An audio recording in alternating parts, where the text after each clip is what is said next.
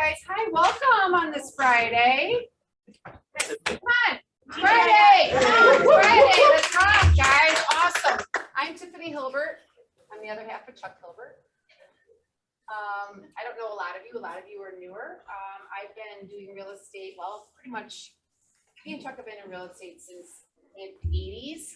I let my license go when I had our second child. Thank you so much. I used to own a real estate rental company and got my license back in like 2016, and we decided to take Chuck out of selling, and I kind of took over our team. So now I have a team of 14 who sell a lot of real estate, and I think I've got a lot of value that I'm able to bring to you guys. I handle all the listings on my team. I try not to work with buyers as much as possible. I've got buyers agents on my teams that handle those. So this class is going to kind of be a perspective between a listing agent, like my perspective when I get offers, and the perspective on the buyer agent side too. So it's going to kind of be a two-way thing here, and I think it'll be super helpful. So a lot of the stuff in the beginning, I'm kind of talking about my perspective when I'm talking to my sellers, but it also helps you to understand when you're working with buyers, or if you're going to be working with listings as well, the direction you might want to go in. But I think it's really important to understand the seller's motivation. As a listing agent, you need to know exactly what it is they're looking to do, right? Are they just trying to take advantage of the market, or are they going through divorce? Are they having twins and need a bigger house, or mom and dad need to move in with them, so you need something different? Are they empty nesters? Have the kids all left? It's really important to know that motivation. I think it's the most important piece for your first time starting out meeting with someone. Give me a second, guys. We've got to figure out how to work this. Here we go. Setting expectations with your sellers, right? Right now, I'm sure a lot of you are hearing there's a little bit of come up shift. here a minute? What's that? I'm on the Zoom call and I'm not getting voice. Somebody there? People on the call, if you guys could mute yourself, that'd be cool. Can everybody hear me on Zoom? Just raise your hand. Jen, can you hear me? Okay, cool. Thanks, because you're the only person I can see right there. I think explaining what's happening in the market is super important, right? We are in a shift big time. I've seen a huge shift in buyer behavior, amount of offers that are coming in, and also the amount of showings that are going on. It's definitely, I'd say it's in half. It's unbelievable in a matter of a couple of weeks how fast it happened. My conversation is going to change with my sellers big time right now. We're going to talk more about, okay, as we start to move out of a rock solid seller's market, maybe more balanced, pricing and attitude and things of that nature are going to become more and more important. Explaining the proper pricing of a property is very important, obviously, especially if we want to get into that multiple offer situation. When I designed this class last year, it was all about multiple offers. It was totally in that direction. So that's what most of this class is going to be about. But I'm going to kind of do a few little other spins into it as we're working through this new market. But I think explaining how multiple showings. Nick. What? This is ridiculous. Who needs some help in Zoom land? Jess? Jess, you want to unmute? You got a question? It wasn't me. Oh, okay, your hand was up, so I didn't know if you had a question. Oh, no, that was from when you said raise your hand if you can see everything. Oh, you're the bomb. Thank you. Yeah, I'm not sure who it was, though, that was saying that. Okay. Thank you. Yeah, thank you. No worries. Vicky How do needs I, to mute hers. I didn't want me here.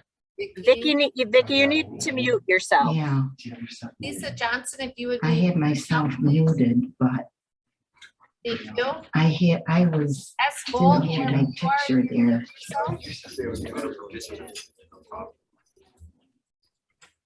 Go up to the top left. Right here. No, over where it says mute, get the drop down on mute. Okay, she's doing on this little keyboard. You all is at the bottom like that. A white screen. Help me out, people. Where? Right here. Thank you.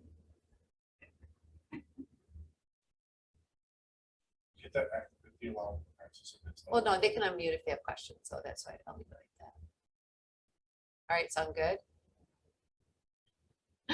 Oh, technology. I love it. I used to be the technology coordinator when we first opened. What? I wore a lot of hats. I was pretty good at it back then, but man, everything has gone past me super fast. Explaining how multiple offers can be handled, right? You want to have the conversation conversation ahead of time with your seller. Have that conversation with your buyer as well. What does that multiple offer situation look like? One thing we were talking a lot about last year, and we were even talking about it this year, for our sellers to kind of move out of their house for 4 or 5 days while the house is being shown. I have a house in Arundequoit that I just listed 2 days ago on Rollison. Guys, I thought I was going to have 20 showings today. I think I've had 10 or 12, and that's it so far. That's why I'm saying this market has shifted in a matter of 2 to 3 weeks. Shifted fast. My people have moved out for the next 4 days because we anticipate a lot of showings.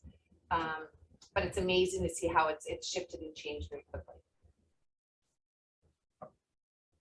Move on. I'm gonna try to minimize this. Yeah. There we go. How's that?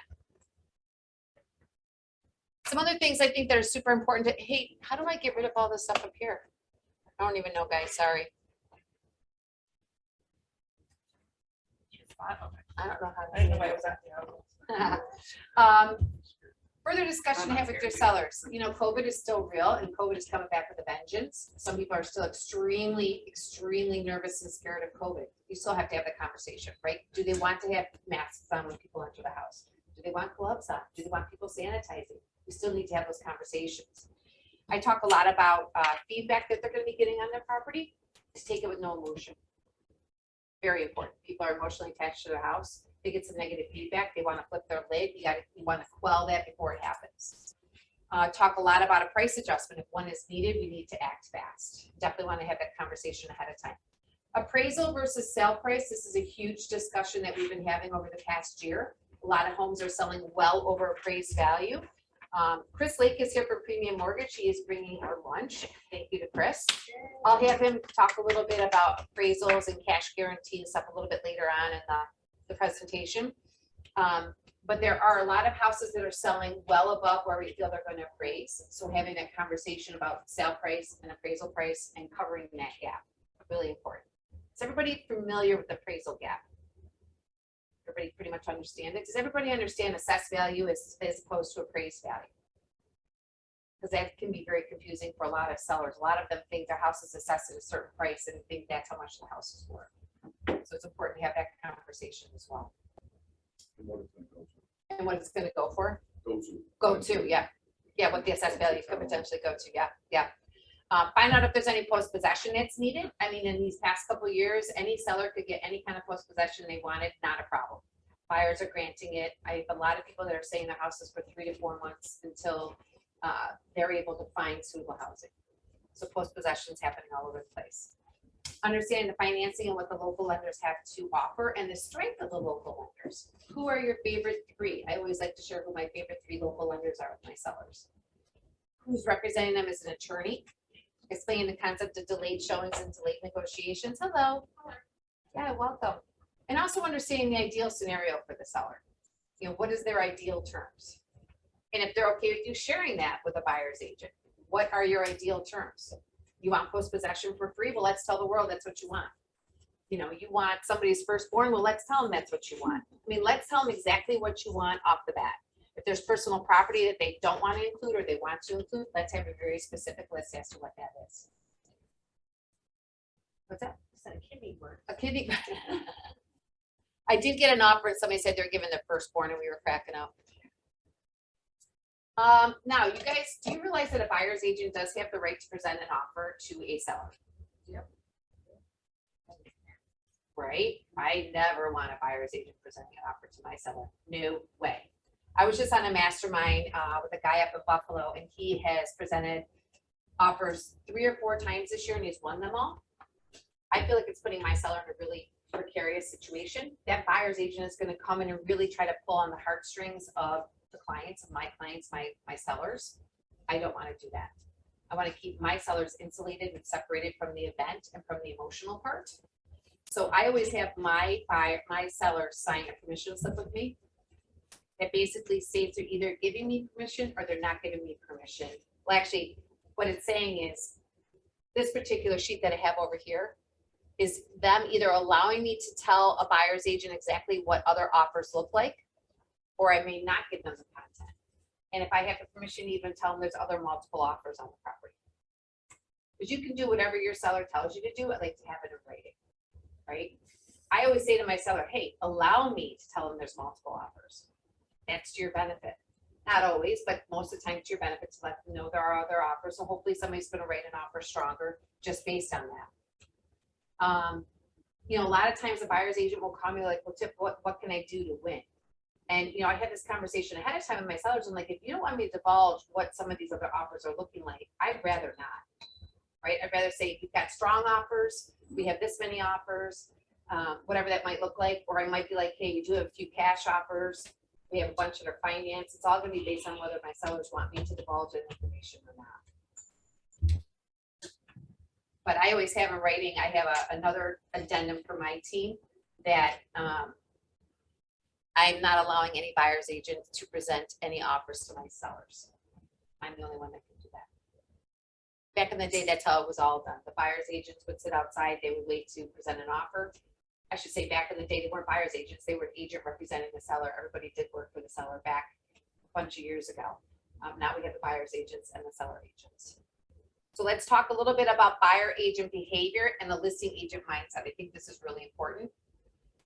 You know, when a house has got 50 plus showings going on over a 4-day event, it's a lot for a listing agent to handle and to control and to manage. So there's a lot of phone calls, texting constantly happening. So I think it's important if you're going to be contacting a listing agent to be very specific with your question ahead of time. So they have an idea of what kind of answers they're looking for. Be as specific as you possibly can. Pay attention to the detail. Most of the time in the private remarks, you're going to find all the answers to your questions, right? So take a look at private remarks. Double, triple check that. There's a lot of information in those private remarks for sure. Take a look at all the documents that are attached to the listing. A lot of times there might be an extra form that's been attached, no problem. Welcome. A lot of times there might be some addendums attached to the listing that might be showing what some of the extra things are that people have done in the home or improvements that they've made.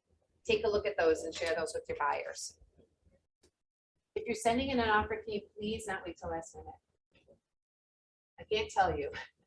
10 a.m. offers are due and now it's 1 o'clock and I'm still getting one. I mean, it's craziness, right? And it's all the time. The offers are always coming in almost like the last hour before they're due. I think it's important that if you're going to be writing, write it and get it to the agent so they have it. Don't wait till that last minute, because if you're getting, I've had up to 48 offers on one property. It literally is a mind-blowing hours and hours long preparing that spreadsheet before you actually sit down and talk to your sellers. So it's great when you get your offers in ahead of time so you can kind of get them organized. And I'm going to share a spreadsheet that I make with my offers so you guys can all see what kind of goes on behind the scenes. But definitely don't wait till last minute. Stay within the deadlines of what these delayed showings and delayed negotiations are saying to stay with.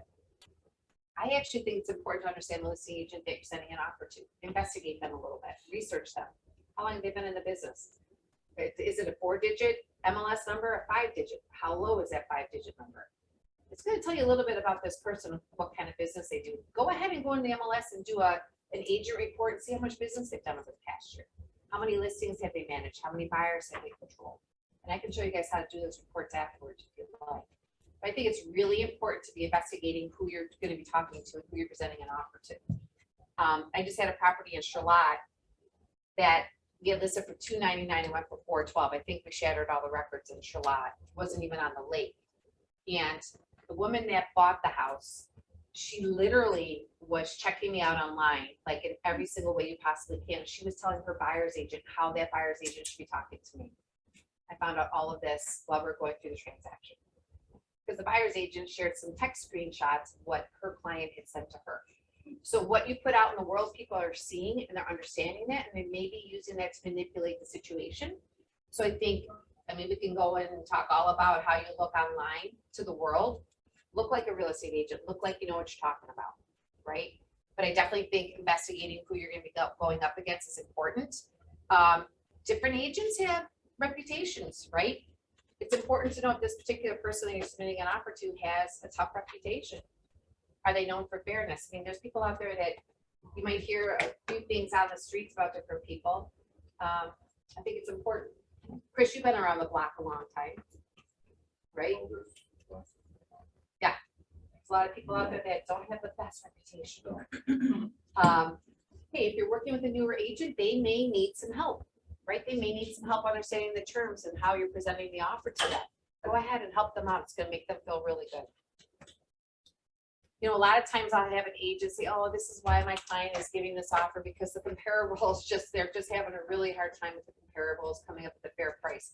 That's great, but I mean, in this market that we've been experiencing, comparables did not matter. Me personally as a listing agent, I do not care how you arrived at your price. Your job is to, you know, bring the best offer you possibly can for your client. Your client may not be able to afford and go up against the other people that they're competing with, but comparables really haven't mattered. I think comparables going forward are going to matter big time, more than they ever have. But in the past couple of years, they have not really mattered. Does that make sense? And that's because homes are selling for stupid money, like ridiculous money, right? Crazy. If you have a particular question in mind that you want to have with the offer, maybe text the agent and ask them that question because they may be really, really super busy at that time. Set the expectation to the buyer's agent so they know how they're going to be notified with the win or the loss. I try to do that with all of my listings to let the agents know, hey, you may not hear from me. We always do 24 hours on all of our offers. You may not hear from me until tomorrow morning or tomorrow afternoon. When I'm dealing with like 20, 30, 40, 50 offers, unfortunately, I send out a text, and I'll show you the kind of text that I send out. A lot of times I just don't have the time to make a phone call, but I try to give them as much data and information as they possibly can have to share with their client. So they might have an idea as to why they weren't able to win on that particular offer. I think it might be important to understand how offers are perceived by a listing agent, right? Are you sending a complete offer? Is every single addendum attached? Are you sending everything as one attachment? And I'm going to show you, I think, on the next screen what I can't stand. I have some pet peeves. In what order are you sending your paperwork? There's no right or wrong answer, right? But for me, I think it's important that you start out with the realtor full MLS, the MLS printout for that particular property. If you want to put a summary sheet next, kind of giving a summary of what your offer is all about, then your purchase offer. Then put your escalation addendum in there, right? If it's cash, whatever it might be, cash guarantee, whatever the financing is, include that next. The really important piece is that somebody's going to care about, put those at the very beginning. All the other addendums and everything, you just put them at the very end of the offer. But when you're going through multiple offers, it's really important for us to see the data, the important data, as quickly as we can in the beginning of the offer. Yes.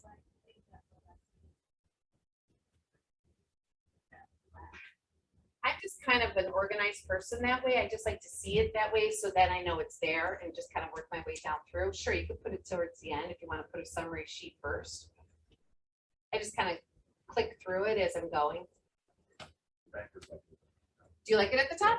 Oh, I love that. There you go. It's nice to have there and not automatic. If it's not there, then I've got to go to the Monroe County site to get the taxes or wherever it might be. They're right there. It's right there. Well, that's great. I did not know that you guys liked it in the first place. All right. Thank you, Chris. It's awesome. Are you sending the offer as an attachment or are you sending it from the transaction desk with a link? I hate it. I hate it. That's just like, to me, it's being lazy. You're not taking the time to send me a little email with it as an attachment.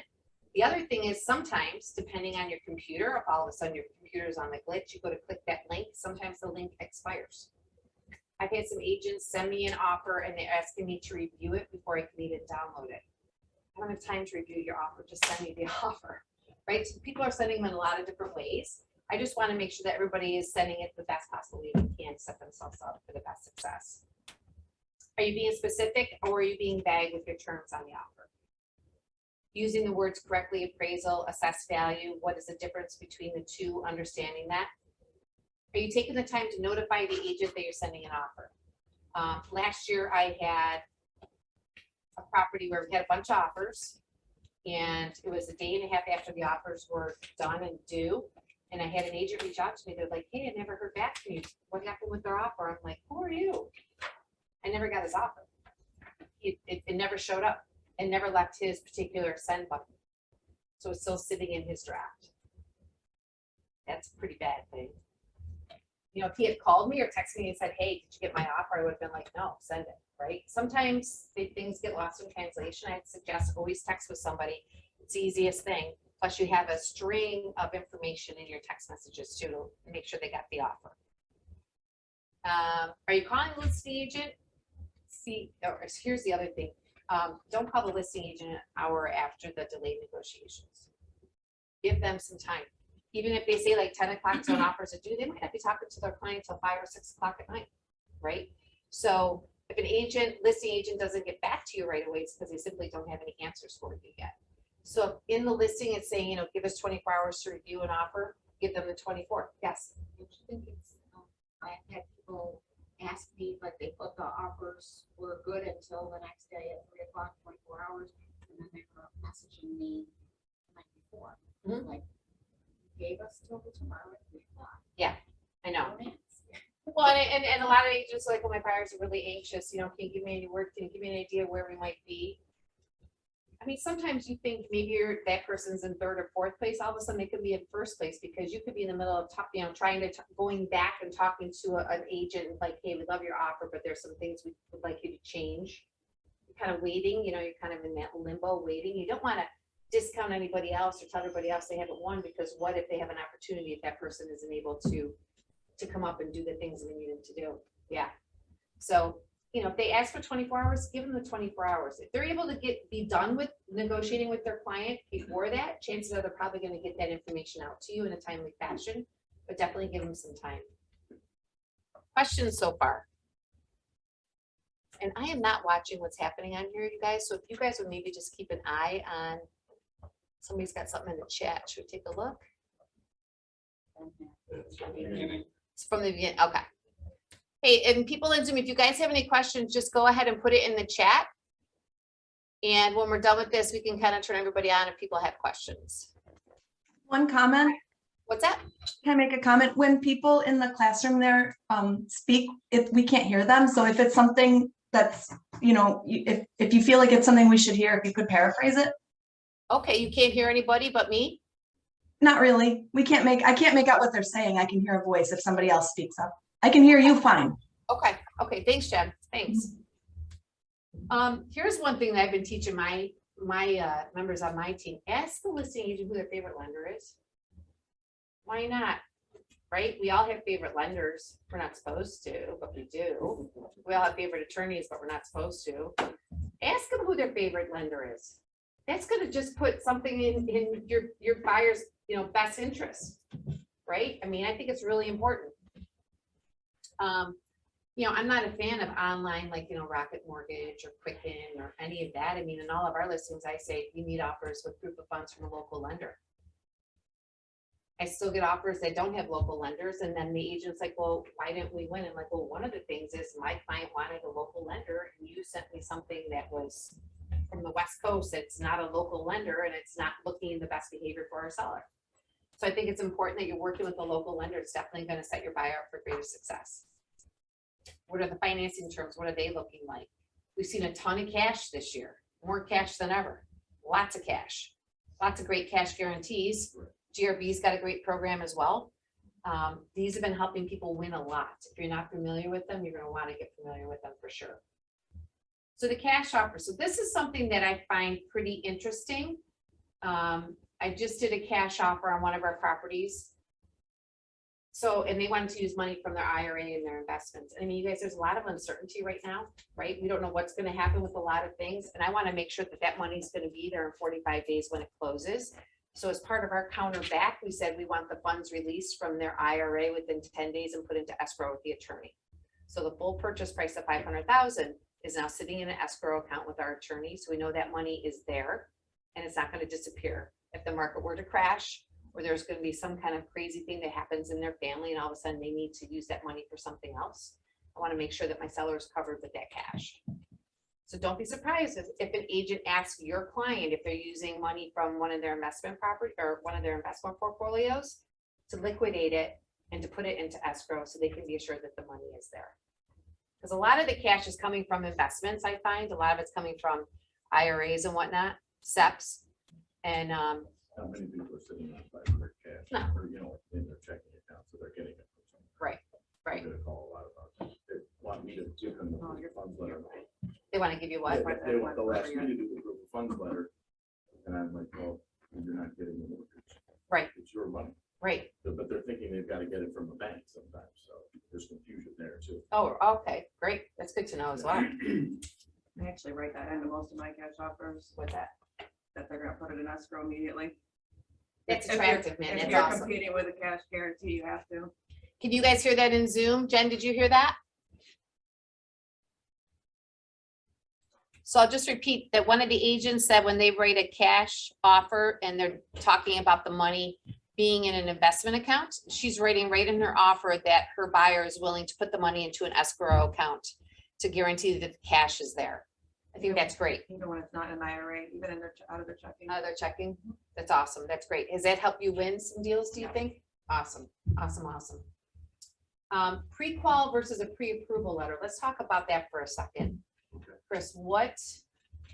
Well, it's a very interesting, for years, we've talked about it. The pre-qual is technically not underwritten. If you go by the standard definition that they use everywhere, although I really have felt like the Rochester area doesn't necessarily follow the more traditional pre-qual, pre-approval. Pre-qual is typically a loan officer running numbers, running credit, issuing a pre-qualification. A pre-approval is technically taking all the information in, having an underwriter review it, and now you're pre-approved. And in a lot of markets in the country, pre-approval, they have a very big distinction between the two, and it's very important to have a pre-approval. What I found around here in 27 years of doing it, the two words do somewhat get interchanged around here fairly regularly. There's not a big distinction between the two. Certainly at times, I'll get a call like we really want a pre-approval. And honestly, if it's a strong borrower, at least at premium, I just change the wording to pre-approval. That makes, because I know it's going to work and we're standing behind our pre-approval just like we would a pre-qualification. So, there is some legality, I think, between pre-qual and pre-approval, but really around here, the two are used pretty much the same. Very rarely does anybody come back and say, I got a pre-qual, I want a pre-approval. Okay. And again, if I know on our end, we just say, okay, I'll just change the wording because we're comfortable that we know what we're doing and we're gonna, Yeah. we're gonna close the loan. Yeah, you're gonna And get it and done. that's our reputation anyway, so it tends to stand up. So that, again, there really is a difference, but around here, it's very much used pretty much the same way. The Gotcha. words just get interchanged. Yep, gotcha. But It's interesting because I worked for Bank of America and they were a pre-qualification then just kind of like a soft pull. Right. So you don't have all the information making, the true approval. And then a pre-approval would be like the next step. So here you pre-qualified, but I would need your pay stubs or all the other information. And once we plug all that in, then they would get the pre-qualification. And that's the legitimate, okay. Right. yeah, Right. I will say this, I worked at a large lender. They follow the rules, maybe, they're a national, they're everywhere. So they're doing very much, they're following the lines of what they do nationally. So typically, as premium mortgage, we're mostly upstate New York and Florida. We're just going to the area and saying, these are the typical traditional things that are done here. We're doing it this way. Bank of America, Chase, Wells, they pretty much have to follow a strict set of guidelines for the whole country. And what they're doing isn't really, it's probably correct per se, but it's just not really true. The tradition in each area is just a little bit different.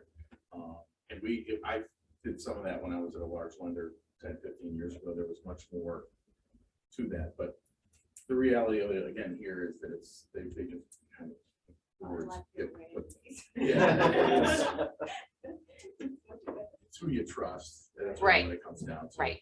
Absolutely. We like to talk about ours as the gold standard, whatever that is. Right. But you build a reputation if you put a pre-approval or pre-qual out, and if you have problems with that particular lender, it gets out just like certain realtors. You may have some reputation. Lenders have the same reputation. Yeah, So you yeah. either live by it or you don't. Right. So true. Thank you. Thank you very much.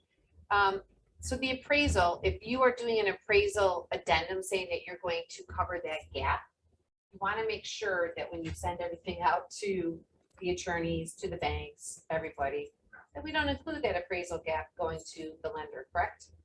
We're to the point now where we're okay with it, Okay, or we just, forget that you didn't see it.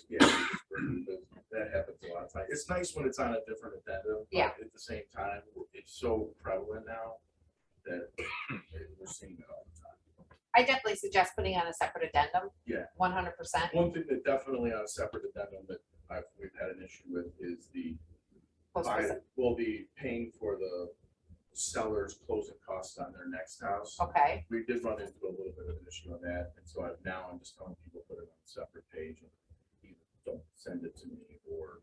are you seeing that a lot? I was starting to see it, but I've seen it maybe 3 or 4 times. I have not seen it at all. You had Dan had it. Did Dan? Well, good for him.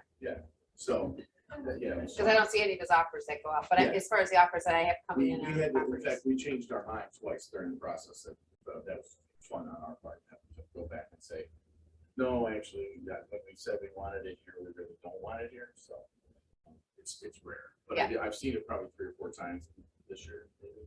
What's a great perk for the seller, right? I mean, it's awesome. We're gonna talk a little bit about extra perks for sellers too. But let's talk about that appraisal gap and that appraisal issue. If you're saying that your people are gonna be able to cover that appraisal gap, you gotta show me the money. You gotta show me those proofs of funds, that they have the money to cover that gap. And I love it when a buyer's agent's like, well, I don't think there's gonna be a problem. Well, you don't know and I don't know, and guess what? I think there is gonna be a problem, so I'm trying to help you help your buyer be a stronger buyer. So I'm suggesting an appraisal gap. I do that on almost all of our, I mean, I've had properties sell 200,000 over asking. Yeah, there's gonna be an appraisal issue, right? Like, you gotta put it in writing. Your people have got to be able to do that. And you can write an awesome offer and say they'll escalate up to the sky, but if you can't prove that they've got the money to do it, your offer is only as good as a paper, right? So the highest offer is not always gonna win, for sure, right? It's about the strength of what you're showing and the proof of what you're showing as well on that offer. Does that Do make some sense? homework. Yeah. On your end, do some homework, call the lender, get an appraiser's opinion. Yep, That'll do that a help lot. tremendously, just Yep. I know for us, I'd rather know as well. Yeah. Going in, so it prepares us as the conversation starts at the beginning with the customer, you want to talk to them about there's a real chance this appraisal may come in light. right. The listing agent can call the buyer's lender and ask about the financing. You can call it. Depending on your relationship with that particular lender. Yeah, or who you use, typically they should have be able to get some feel for or Right. range for you. So that one house I was telling you about in Charlotte, it was an estate, and I actually had my executor have an appraisal opinion done. Because I knew this house was gonna appraise on the low side, but I knew it was gonna sell on the high side. And I knew it was gonna be really hard for that financing, that appraisal purpose. So they actually came back appraised at like 275. Because it's city schools, the comps are really tough, but this house is gorgeous. So we listed it at 299, and now I know that there's gonna definitely be an appraisal issue. When I started getting these offers over 350 up to 4, not over 400, me and my seller are like, okay, this is an issue. And I keep coming back to, we know what the appraisal is or what it could potentially be. We can't accept any of these offers that are great because they don't have the money to bring us back to where we need to be. So I go, we can either go cash or a cash guarantee. That is it. There's nothing else we could possibly use, right? So the woman that put the offer in, she was doing a local lender. I can't remember what she was doing. But I said to the agent, I said, look, your offer looks great, but you either got to flip her to cash or you got to get her over to premium and do a cash guarantee. And she did get them over there, and the cash guarantee won it for her. Yes. So with them going over to a cash guarantee, so if they go over asking, that will cover the amount that they're going over. Why don't you talk about cash Well, guarantee real quick? Yeah, so the cash guarantee. I'm sitting over here only because my dad's a retired minister and that's very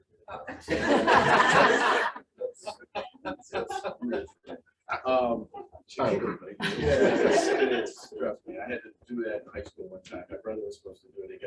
He was 4 years older and he got so drunk. He couldn't come to the church the next morning, so I had to fill in for him and do something. Not good. So the cash guarantee is a program that's gotten really popular over the last couple of years.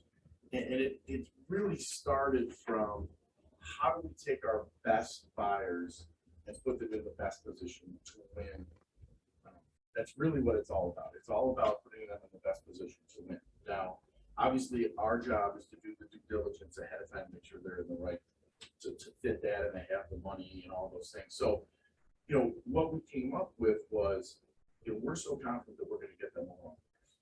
That why don't we just put it on paper, we'll give them a proof of funds letter saying they're gonna get a mortgage one way or no matter what. Oh, actually, we don't even say they're gonna get a mortgage.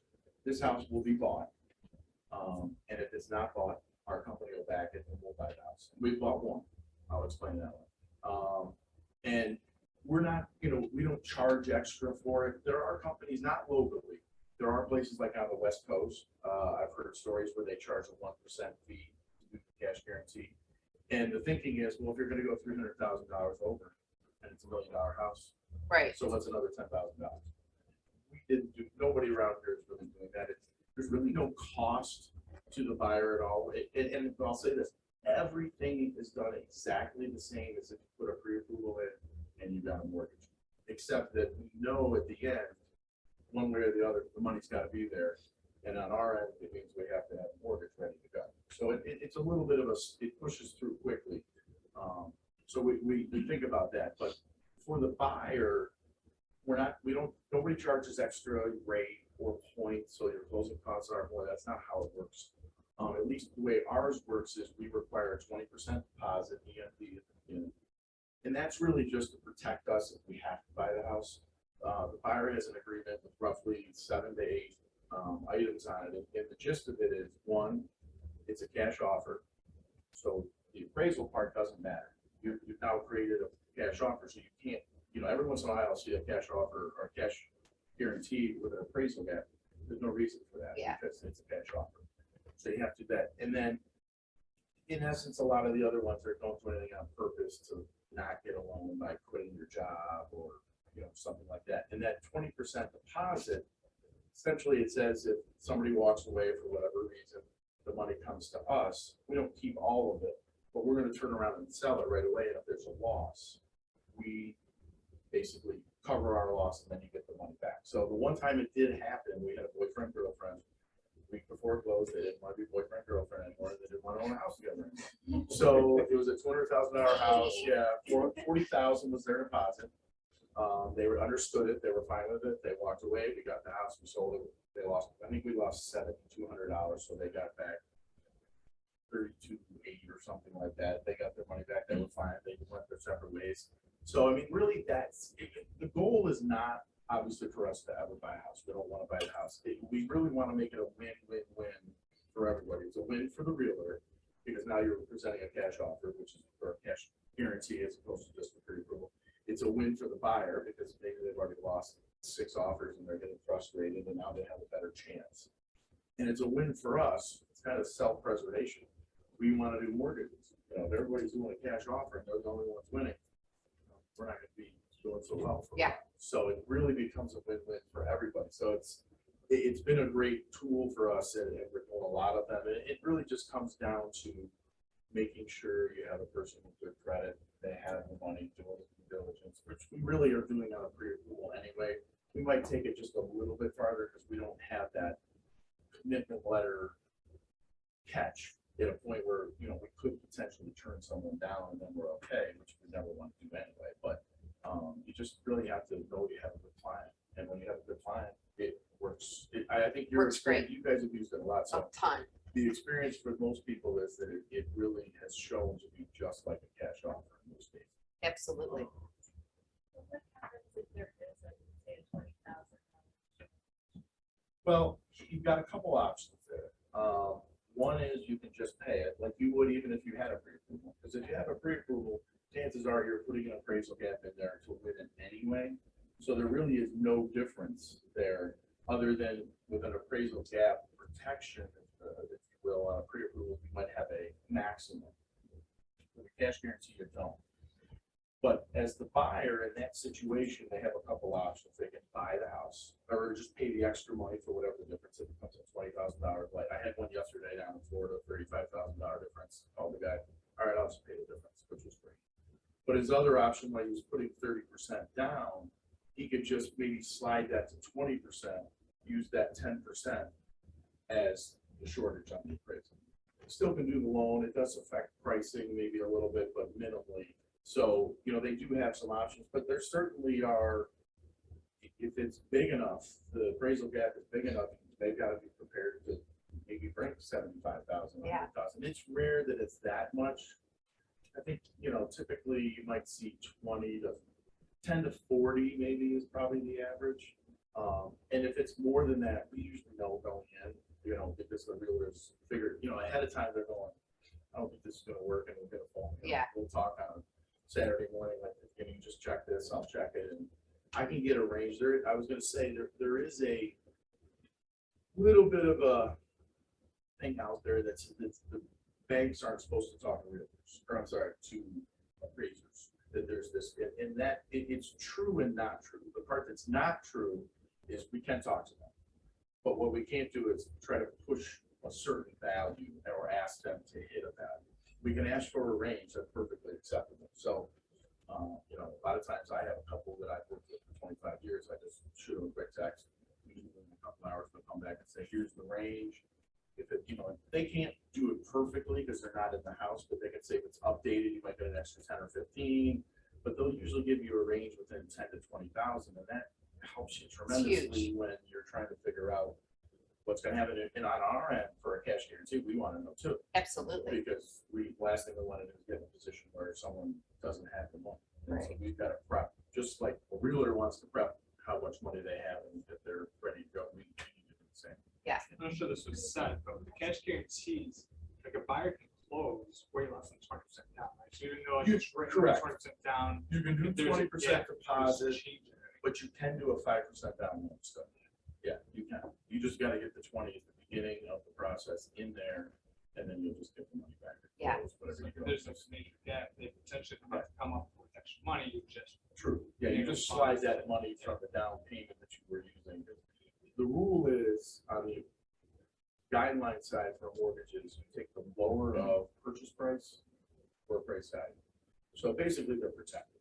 So if the appraisal comes in low, obviously everything moves to the lower number, and then you work your 5%, 10%, 20% off the lower number, and that creates a gap. That's your gap.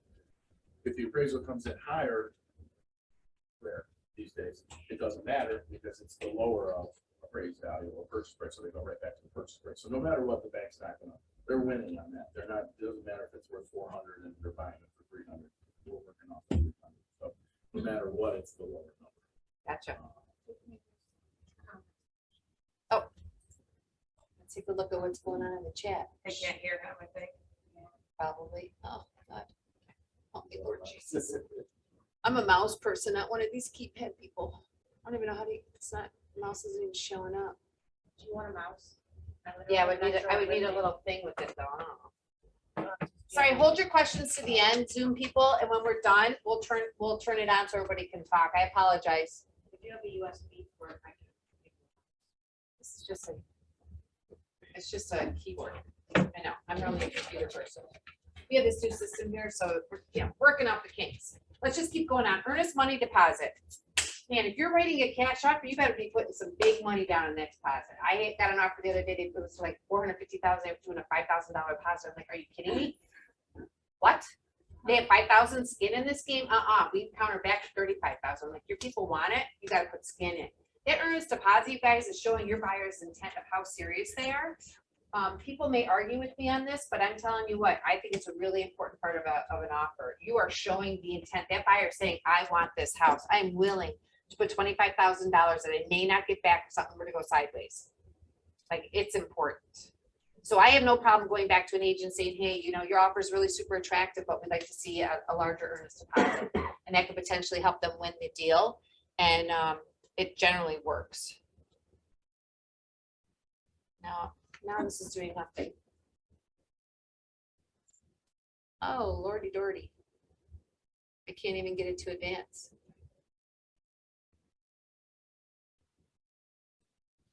That's not good.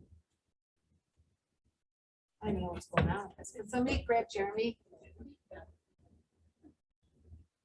See, I am not the tech coordinator anymore for a reason. In the meantime, do you want me to read you the questions in the text box? Yeah, Jennifer, that'd be great. Thank you. Sure. Mine was one of them. I know this is, can a buyer use, with cash guarantee, can they have an inspection? Or do all contingencies have to be removed? I think you can write a contingency, or you can put an inspection on anything. I think you can do I think you can still do a. You can still do an engineer's inspection, You can sure. ask for anything, you just may not get it. Yeah. But you Okay. can. Yeah. You absolutely can. It's just a matter if, if you're competing against 10 other offers and the other 9 have no inspection chances. And if the money is a small, minute part and the seller has an idea, there might be some stuff that somebody's gonna pick up on them. We had one last week that Is it working? did a cash guarantee where they wanted an inspection, but they were still in Texas. And Say that again? There was one in Texas where they hadn't seen the house and in fact, Jessica hadn't seen it either, so. Oh, They yeah. wanted an inspection and I was like, I wasn't expecting it to come back. That one went through. It did go through though, right? Not that I know of. I don't know. If it did, I haven't heard. Trying to remember who that was. She's from. I don't see every offer that goes out of our office. Thank God I have no light. All right, let's go on. So some other things to make your offer attractive. What attorney is your buyer working with? Right? Really important to me because I like to have a great working relationship with the seller attorney and the buyer attorney. So sometimes I might ask somebody, who is your attorney? Fill it out on the admin. If you feel really strong about the attorney they're using, put it on the admin sheet. Share the information. I think it's really important. Inspections. I mean, we all know that inspections they've gone to the wayside. I feel terrible for inspectors. They've got to be out of business. I haven't talked to any of my inspectors in a very, very, very long time. We have, however, gotten some offers accepted over the past few weeks with inspections. I had a property where I only had one offer. I anticipated 5 to 10. I had one offer. Thank God it was 25,000 over asking. The expectation was set that we were going to have some multiple offers. Crazy. It's just crazy how it's changing. I can't stand, especially when we were dealing with so many showings going on and on and on. Somebody thinks they can just bring an inspector to a showing and thinking that that's okay without permission. So what I write in all of our listings in the private remarks is there's no inspection without written consent from the seller or from me. I can't tell you how many times somebody has gone in and showed a house, like, Tiff, the panel box is missing from the front of the panel box. It's like, what? Or you could tell they opened the scuttle because there was all kinds of stuff that fell down into the closet. So it's kind of doing like a pre-inspection while they're doing the showing. Not acceptable. Just don't do it. I would definitely ask the listing agent what's the most important thing to the seller. Is it the timing, the money, the terms? What's going to make them happy? What's going to make them happy? Do they need that post-possession? If they need that post-possession, if your buyer can do it for free, do it for free. That's super attractive because that's just more money in the seller's pocket. I understand sometimes people can't because they don't have the ways and the means and they have to be able to pay their mortgage. So they're going to be charging the seller the rent back. But if you're able to do it as a free post-possession, it's super attractive. Yes, your question. So with that, so say the seller says I need time to stay in the house forever or and let's say they don't move out and they end up staying. What happens? Do they have to go through the normal eviction process? I have a buyer who's seen somewhere they literally say, they're going to need time afterwards. So they're afraid to offer to so that the person may not be. So are there different So I have not run into that situation at all. That's definitely obviously why we have attorneys. That's totally in the attorney arena. Okay. What could happen? I mean, they're going to have to try to get them out of the house. I mean, now they're illegally staying in a house, right? Yeah, I don't know. Have you heard of any? I saw a listing that said, do not pull in the driveway, the previous owners are there and they won't leave, do not pull in the driveway. Yeah. And that you'll have to put them out. So, when you're dealing with a divorce, sometimes it's contentious, right? I mean, it is like they're butting heads and you are like a marriage counselor. You're that person in between. And there was one time I was dealing with a couple, it was a couple of years ago. I mean, they were just tit for tat, like, you guys, you know what? Please do your stuff to the side. I'm here strictly business. I'm looking for your bottom line, your pocketbook. Let's just keep this business transaction. The emotional part, you guys can deal with afterwards, right? But like, so often people get so emotionally ingrained in this transaction, which I get. But they got to really like stop and think about like the bigger picture, that could have been a divorce situation. It could have been just a whack job seller too. Always assume you're being recorded too. Always assume that everything you say and what you're doing is being recorded in some way or fashion. So be careful what you say. I think that's important. Are you being really specific about your terms? That's the next thing that's really important too. Okay. We last year designed an à la carte menu that we use for all of our offers with our buyers, and we're trying to be more attractive with what we're offering to our sellers. So last year, somebody went through a house, they saw they had a Peloton, and they offered a free year subscription to a Peloton. They won the deal. We've had people say, we're gonna offer, you know, $1,500 to your favorite charity. We've had, I got an offer from somebody, they were gonna give my seller a free 4-day cruise. And I was like, they probably won that at the casino or whatever. But they were offering a free cruise if they accepted their offer. So let's talk about some creative things that you might be able to have your buyers offer to a seller. We'll kind of jot them here. Just some different creative things. I've had people say they would pay the seller's closing costs on that particular deal. I had one deal, it was a cash deal, and they paid up to $25,000 of the seller's closing expenses. That was huge. That was an extra 25 paid for people. What kind of things might be attractive for your buyer to offer to a seller outside of the normal stuff? Moving expenses. Moving expenses, great. Maybe up to a certain amount, right? Yeah, but it's something that's gotten us moving cross country, could be 10 grand, 15 or 20. Yes. I had a buyer who was an interior designer and she offered her like services for their new build. That's awesome. Design and things like that. Interior design stuff, that's great. That's very expensive. Any other ideas? If you have an appraisal gap and it doesn't come in low, the extra money that was set aside. Woo! That's a good one. Hey, we can't hear these great ideas. I'll shout them out.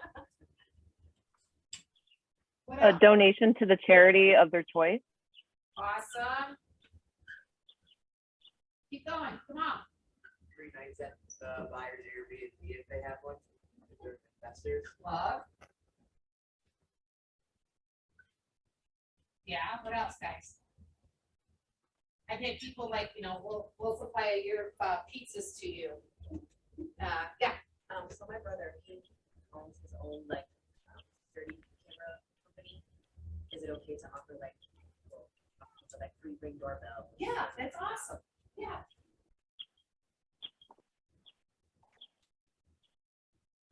Tech gadgets, right? I mean, anything that is going to be creative. I think a lot of times you're walking through a house, you can tell a lot about a seller. We had one where there was definitely somebody going through some cancer. It looked like it wasn't a really good situation. And one of our buyers wanted to specifically donate money to the Cancer Society. And we suggested just offer money given to their favorite charity because we weren't sure if it was going to be kind of a touchy situation, offering it to something that might be closer to her. So we kind of suggested offering that as a donation to their own choice. So people in Zoom, we talked about moving expenses, interior design concepts. If the appraisal gap came in low, give the seller the difference in the money. Donation to a charity. If you own an Airbnb, allow them to stay there for some free nights. Free like ring or tech gadgets for the house. We did have someone, we won on a house on Honeywell Lake, and the people that were selling it really didn't want to sell it, but they had to for financial reasons. And Jessica, my team, wrote that they could have the house for a week the following summer for free. They won. That was awesome. That was being super smart, right? Her people wanted it so bad, they just decided they would offer them that. So that was kind of cool. Did you say that a cruise would work? It could potentially work if somebody was into it. I have like ins and outs with cruise lines. Oh, do you really? Yeah. There you I'm go. going on a cruise in 23 days. Nice. Enjoy. So there's a lot of houses out there that got a lot of stuff that sellers can't get rid of. Offer to take all the stuff, the house with the stuff in it. I'm buying an investment property right now and mini hoarders live there, and I wrote in my offer, I'm taking the house as is, and I have to have probably 2 dumpsters coming. I mean, you guys are stuck in this house. But the executors of the state, they live in Canada, they're like, we have no ways or means of doing it. I'm like, I'll take it as it is. You know, they just wanted to be done with the property. So we'll see how that goes. It's gonna be a lot, it's gonna be fun. Buyer pay for half the commission, pay up to a certain amount of the closing costs, whatever might be attractive, I think is super important. If you send me a love letter, I can guarantee you I'm not gonna share it with my seller. There's still agents out there sharing and sending love letters from their buyers. It's going against fair housing, right? You can't control if your buyer happens to put one in the mailbox or go up and knock on the door of the seller, right? But you can, me as a listing agent, I can control what my sellers are seeing as to what's given to me. It used to be you could send little love notes. You can't anymore. Let's see, escalation, appraisal gap, all these fun little addendums. I'm sure a lot of you have seen these. I suggest making a Word file in your desktop. So you can just copy and paste as you're writing out addendums and whatnot with your escalation clause, your first right of refusal, and also using the appraisal gap. They were put They in populate our now. files. Are they? Awesome. They populate. Andrea put a whole bunch of them in. Great. They're in Library. closets. Awesome. Okay, I learned something new. See, I don't write a lot of purchase offers, that's why. When you click on other, it automatically pops up. It lets you click on Awesome. and pull up the file. Very cool. Is there a bunch of clauses in there? Yeah. Oh, that's great. I'm gonna check that out. I'm learning something new. All right, let's keep going. Questions so far? This is where I was talking about how you're sending your offers, right? So a lot of times an agent will just forward the signing after it's done. I mean, you may have a listing agent that is not technologically savvy and they may be like, oh my God, what do I do with this? I mean, I'm still getting offers that are handwritten by agents. Blows my mind. That's how I was taught it. To handwrite? No, to do that. To do that? Forward it. Yeah, I was doing it the regular way. Do you get what I'm saying though, right? Like, it's kind of like, what if I can't get it open? Or what if it doesn't save it the right way or whatever it might be? I say, download it to your desktop. So now you've got a hard copy, send me an email and attach it. So I can't stand, I'll show you on the next page. But then I had, like I said, somebody sent me something, they asked me to review it first. And then I'm not the most technologically savvy as you're seeing. What if all of a sudden I review it and I forget to go back and actually see it in my email to find the actual PDF version of it? Because once you review it, you can't open it. You have to wait for it to come back through another time. So it's just kind of stalling the process. Please, man, do not send me stuff individual. Make it one document. I mean, this is still happening in the world. I can't even believe it. There's a thing called dochub.com. If you don't know it, use it. It's amazing. You can manipulate all kinds of documents in it. You use it all the time. You can go in there if you've got like 4 or 5 things that you want to add to your offer, go into dochub, add it out. You can make it one huge PDF. If you need to take things out of something, you can go in there and remove it too. Dochub is awesome. They have a free version, yeah. Yeah. I think you're allowed to do so many on the free version. Remember we were talking about what a great offer looks like? So I've just kind of like laid out some of what I feel looks great. So you have the MLS printout, then the summary letter if you have one, the purchase offer with the admin sheet filled out entirely, right? I mean, I think it's a smart idea, especially if you're going to win that offer. If you feel really strong about it, have all of that information on the admin sheet filled out. Sometimes you might not want to if you feel like, you know, maybe you're not going to win. You might not want to share your client's information. But if you feel really strong about the offer, I suggest filling in that admin sheet. The personal property, make sure you include it in the actual offer. I was showing on 1B here. I don't have it circled, but up in the very first page, and of course we have that new contract coming out now too pretty soon. But include whatever personal property in the actual offer. You don't need to use that separate addendum. If you're asking for seller concessions, make sure you're filling that section out, and I would suggest that you point it out to the listing agent as well. Because right now that little seller concession is very hidden. And a lot of times if you're looking at a lot of offers, you're going to miss it. So if there is seller concessions, I would just come clean, let the listing agent know. Definitely fill in all the financing section. Don't leave it up for us to guess like what the percentage is, how much you're putting down, what kind of loan they're getting. Try and really fill that out. If you've got to call your loan officer to get the specifics on when would be a good date for when they think they can get that mortgage commitment, go ahead and ask the loan officer to give you that information. The possession of property, if you know that the person needs post-possession, take the time to fill in how long they're going to be able to be there, if the rent is free, or how much that daily rent's going to be, and what kind of security deposit they might have to give. All your addendums, your PCD, your property inspection waiver, all the other things, and I would definitely have the pre-approval again at the end. If the pre-approval is strong, I would put that up towards the beginning right after the offer as well. Try not to make the listing agent have to guess. Have it be very straightforward so we don't have to be calling you to get more information. I talk a lot about how I present my offers. And again, I designed this class last year. I still use Zoom for almost every one of my listing presentations when I'm presenting offers. What I do is I have offers come in, I label them 1, 2, 3, 4, 5, 6 in a folder. I create a spreadsheet, which I'm gonna show it to you guys. We hop on Zoom, I have every offer opened. I go in, I share my screen, and we go through every single offer. And I have what's called red line, green line, and we kind of talk about why I feel like this offer should be red, meaning it's no good, and we close it out. But I like to have all of that in there so I can share every single offer with my clients. Zoom works really great. How many of you are using Zoom like all the time? Has anybody been presenting offers using Zoom? Or how do you present your offers when you're presenting offers? I email the PDFs Okay. as they come in. Okay. And then I do face-to-face. Or spreadsheet. Oh, okay. So are you going to their house and talking with them? Yeah. Good for you. That's great. I did that the other day. I had some deaf clients. Both the sellers are deaf and they had a translator there. Your multiple offer spreadsheet on the website. Awesome, awesome. And we're gonna talk about that in a second. Who else is using Zoom, or how else are you guys presenting offers?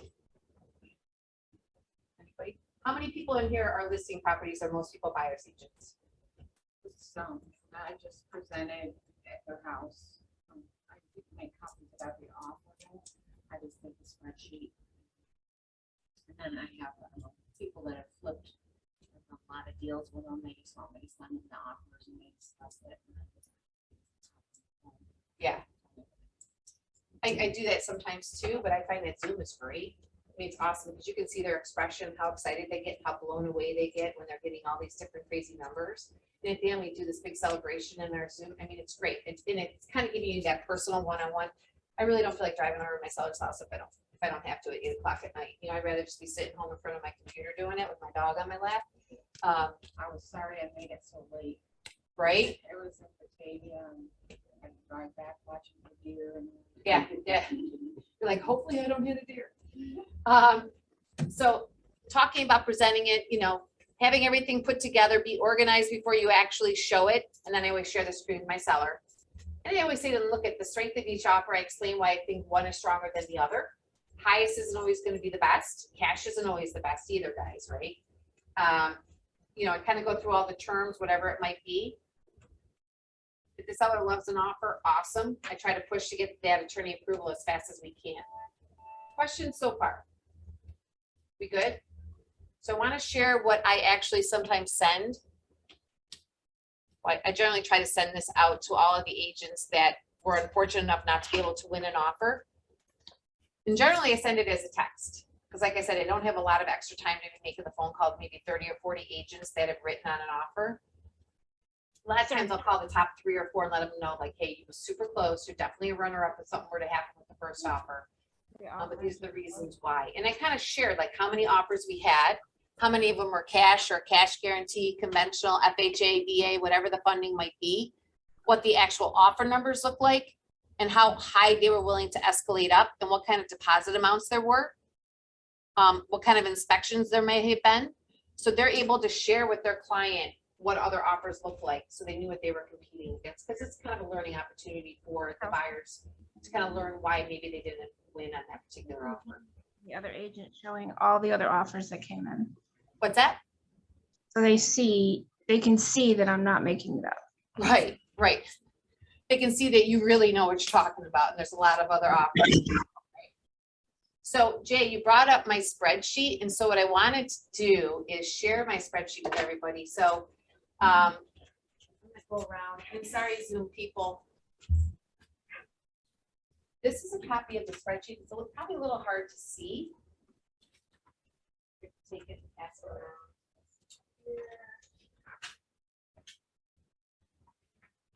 Yep. This is a spreadsheet that I used.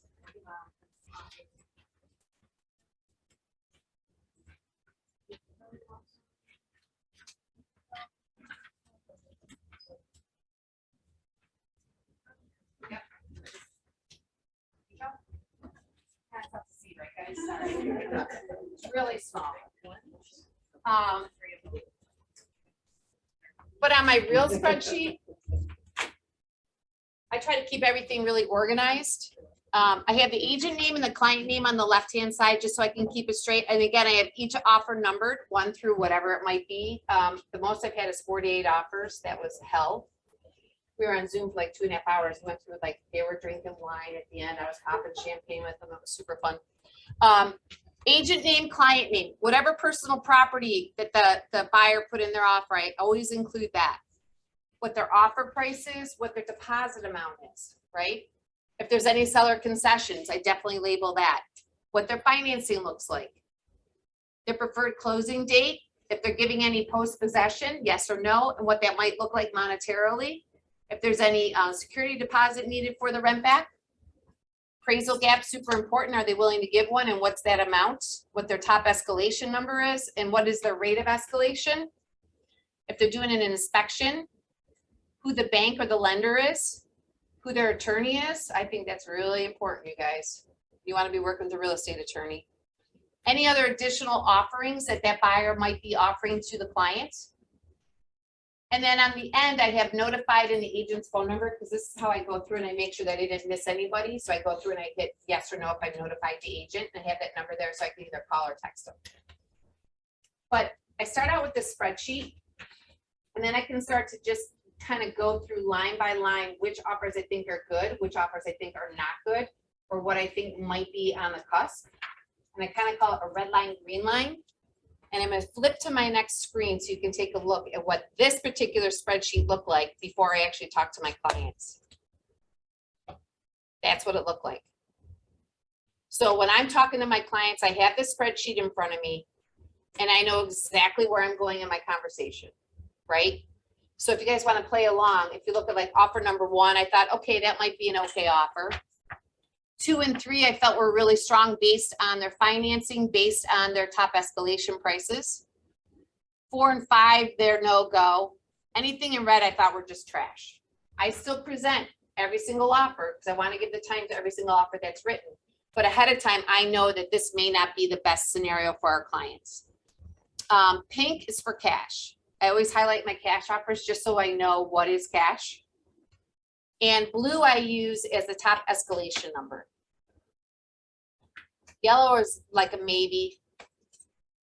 But this helps tremendously as you're going through the offer process, kind of keeping you in line and organized. So on this particular one, I can't even remember what ended up happening on this one. So we've got top escalation price of 350, 375, 425, 400.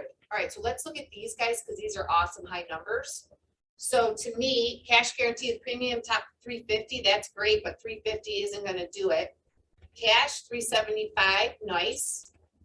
This 425 number, that's going to be a big one that we can potentially use. Here's another cash guarantee with premium for 355, probably not that great.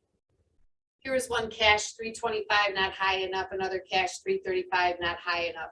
So now I'm kind of banking on these ones that have these blue colors. So I could potentially get this one that'll go all the way up to 425.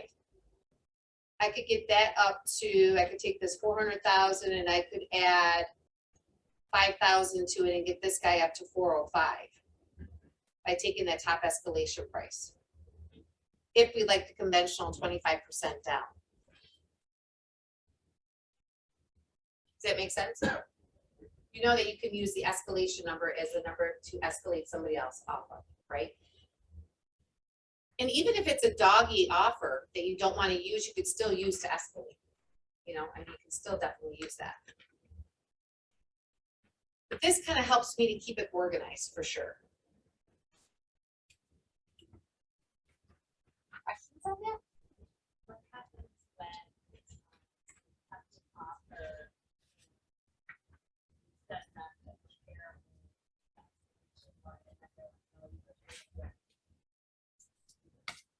Too bad, man. It's still an escalation.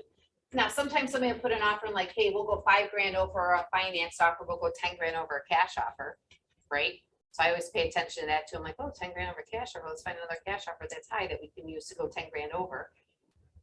Unless there's particular and they're specific when they write their escalation, which not many people will write that it has to be a certain finance. Some people will write identical financing offer, conventional, whatever it might be. That's what they want to have their escalation off of. But unless they write it, no way, man, I don't. I still use it. So, Yeah. Another use with the sheet is I get two listings recently. They accepted an awful buffer, filled out with the pencil back. Yeah. Either house is gonna appraise. So when I met with the appraiser, colors, I shared the sheet. Yep. The appraisers loved it. Oh, awesome. And they go, hey, they're great on. Awesome. Yeah, I don't think they would have appraised. No. It's important for appraisers to know how many offers there were and how high people are willing to It's go. one thing to tell an appraiser we had multiple offers that we could show them. Oh, that's awesome. Fantastic. Are you using the spreadsheet a lot? Every listing.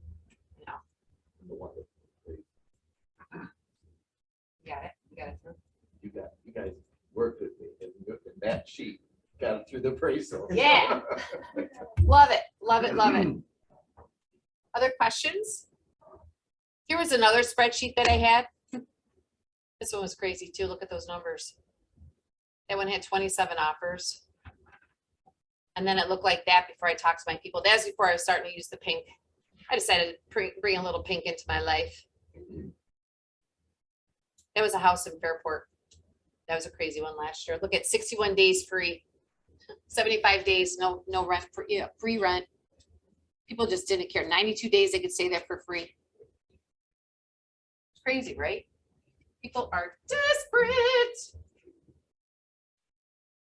And here's my big thing, like, you know, when I tell an agent, yeah, you guys won, but you're only 80% of the way there. Remember, we've got to get through attorney approvals. And remember, if another offer comes in and it's beating yours, I'm going to give you first right of refusal. I always do. I think a listing agent would be a fool not to give that offer that they accepted first right of refusal, to give them the opportunity to either change or meet or beat that other new offer that came in.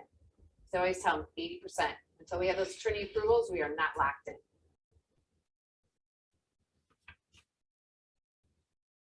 And I think that is it. Thanks, guys. What kind of questions do we have? So let me stop sharing this. And let's see who's on here. What's the reason on forbidding walkthrough inspections if they are not invasive? Some buyers really struggle waiving a full inspection and fully intend to write a strong offer if they can have the right insight. Yeah, Jen, I get what you're saying.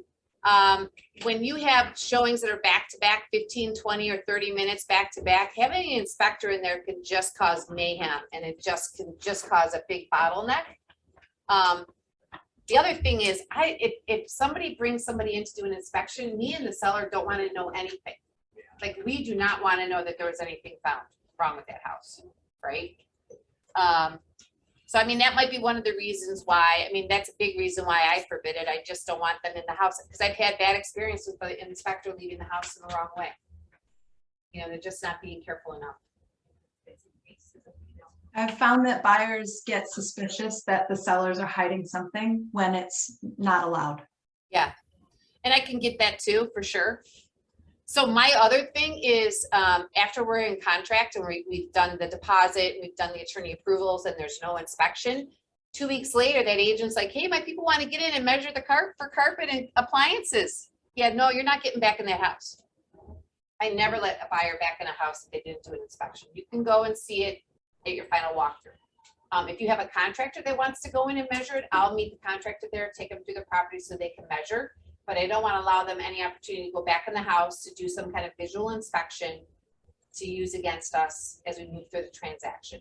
Not that we're hiding anything, we just want to be careful, and I'm always trying to protect my best interests of my sellers. So I just went and measured appliances for a client the other day. It was a vacant house that I had, you know, no inspection, but they wanted to go in and measure for carpet and for appliances. I said, no, I'll measure for your appliance space, but you're not going in to measure for carpet. Because God forbid they find something, right? Now we've got a whole nother can of worms that we have to deal with. I offered a gift certificate to their favorite brewery in town. Knew they were big customers. That's cute. That's a good one. What else are we missing over here?